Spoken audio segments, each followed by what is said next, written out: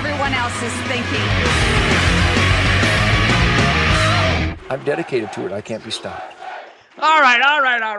We've been celebrating the mystical flight of the arrow and how you put your gifts from God to work to guide your arrow/life on the path of your own choice. So last night I killed that beautiful pig because it needed to die.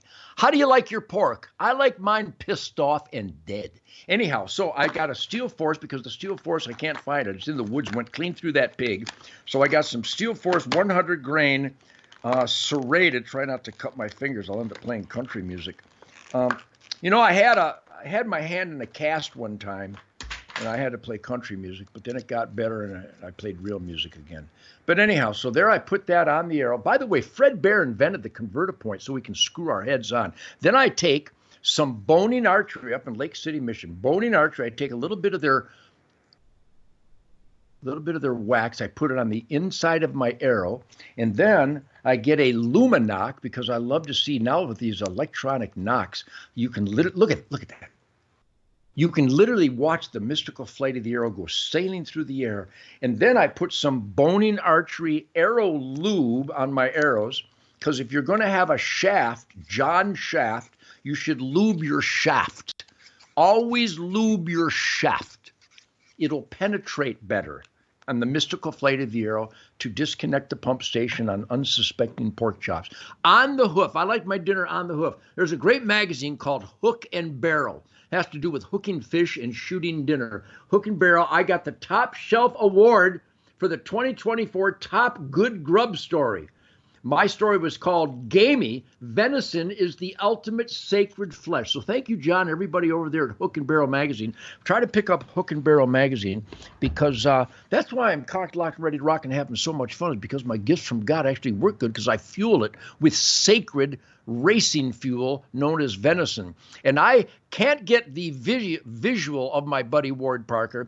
But Ward, let's talk about this new era. You and I have been around a long time, and we loved Ronald Reagan. We didn't love many others because Washington and Jefferson and all the great ones were before our time. But is this the great time to be an American with Donald Trump at the helm? Are you celebrating like all the good families across America are celebrating, Ward Parker?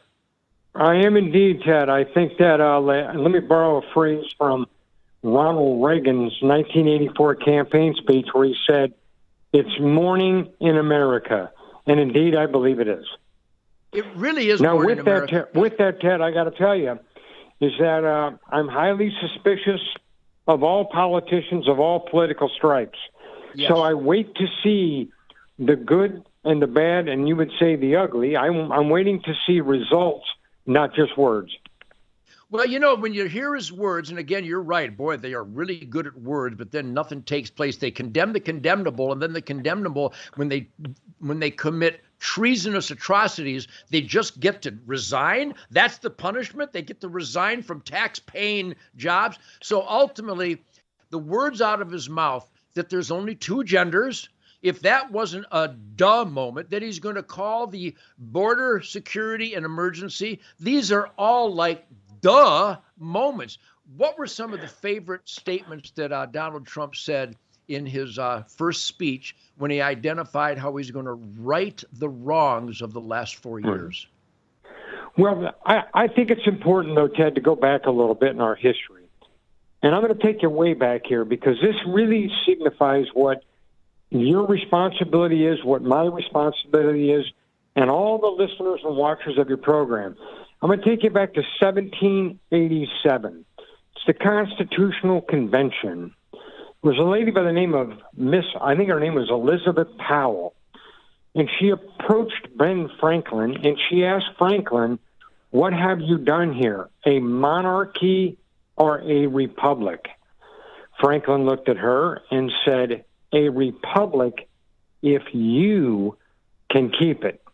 Yeah. So I think that's really critical for everybody out there is to realize that it's our responsibility that those politicians, as you would say, work for us. So it's incumbent upon everybody to be more active in government, not only at the federal level, but at the state, the local, and all levels of government. Because if we fail to do that, we've failed what the founding fathers designed this republic to be. And that is for you and me to be active participants in it. You know, Ward, we go way back, and when you first got downwind of Ted Nugent's flame-throwing "We the People, Truth, Logic, and Common Sense" big mouth, you heard me on rock and roll radio stations, but way back in the 70s, it goes back actually the 1960s when I did radio interviews because they were fascinated by my energy. I'm fascinated by my energy. But when they found out that my energy wasn't induced by chemical warfare with the new stoner world, that it was actually induced by the spirit of the wild, the hunting lifestyle, the healing powers of nature as a hunter, a fisherman, a trapper, raised in a proper conservation environment. But you heard me condemn the worst curse of mankind, which that episode you just shared with us epitomized, and that is that worse than Marxism, worse than tyranny, worse than despotism, worse than kings and emperors and Führers, worse than all those horrible human failures and atrocities, worse than all of them, apathy. And it's apathy that got us here today. You've heard me say that for the last 50 plus years. Ted, you couldn't be more correct. It's apathy that has gotten us $37 trillion in debt. That's our responsibility for allowing that to happen. And it's our responsibility to fix that. And I'm going to, look, you didn't ask me to say this, but I'm going to give some testimonial about you. Now, I was raised, as well as my brother, by two parents who really believe that it's better to give back than to take. And they taught us that from putting flags on the graves at Memorial Day of veterans. And I could go on and on and on. But my dad taught my brother and I a seminal lesson, and that lesson is this. The American dream is leaving the country in better shape when you leave it than when you arrived. And if you're going to be apathetic, you're not achieving what my old man would have said is the American dream. Yeah, I've always raised hell about that. But, you know, you have been an inspiration. I like to hang on the friends of mine. I'm surrounded by the best people in the world. A lot of energy, a lot of wisdom, a lot of experience, a lot of truth, logic, and common sense. But I've watched you, Ward Parker, over the years in your own neighborhood, because the most important politics are all local. This is not just a truism and a colloquialism, but this is the guiding light of we the people participating in the sacred experiment self-government. And I watch you write letters to your school board. I watch you write letters to your mayor. I watch you write letters to your chief of police. This is what I've been saying all the time. If those elected employees do not hear from you, then you don't exist. So, Ward, thank you. You've been a guiding light. When we did the World Bow Hunters Organization, you taught thousands of Americans to speak up and demand constitutional accountability. So I salute you for that. And it's so easy. People think, Ted, that you got to be some eloquent writer. That just isn't true. But I will give the people out there a little bit of wisdom that I've found over the years. I never email my elected officials. Never. I write them a letter and drop it in the mail. I think that's probably more effective than, some email that they're getting hundreds of. When you put something in somebody's hands that they've got to take a look at, I just think that that's probably a lot more effective than an email. So, but again, anybody that's out there sending emails, God bless you. Yeah, literally any way and every way possible. I've always said, and you've proven it because I know that you communicate because you're the boss. You're the employer of the elected employees. We, the people, are the elected employer. We are the bosses of our elected employees. We hired them to represent us constitutionally. It's so simple, it's stupid. So, Ward, thanks for coming on the Spirit Campfire, because I've kind of ascended into a position of a loudmouth hellraiser, which is exactly what the founding fathers wanted all of us to be: demanding, suspicious hellraisers. That's experimenting in self-government. So stay warm out there in the heartland. Thanks for coming on. I'll give you a call in a little while. But that's my buddy, Ward Parker, who represents my inner circle, man. We're gonna wrap this up now.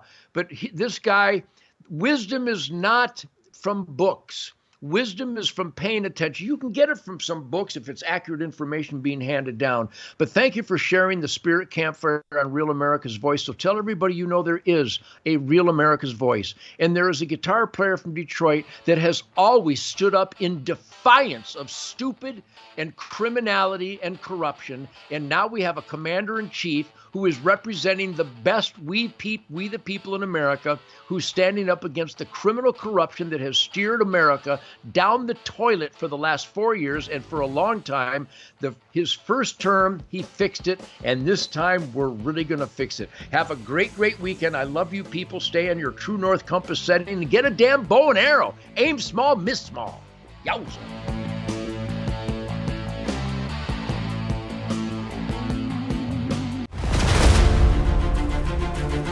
Inflation is falling under President Biden. Very sharp president. Trump has said there will be a bloodbath. He's a wannabe dictator. The Republicans and conservatives built a different media system. Charlie Kirk. Yeah. And so we got outflanked, outplayed, outbeat. He would not be able to do it without outlets like Real America's Voice. I love Real America's Voice. 3, 2, 1.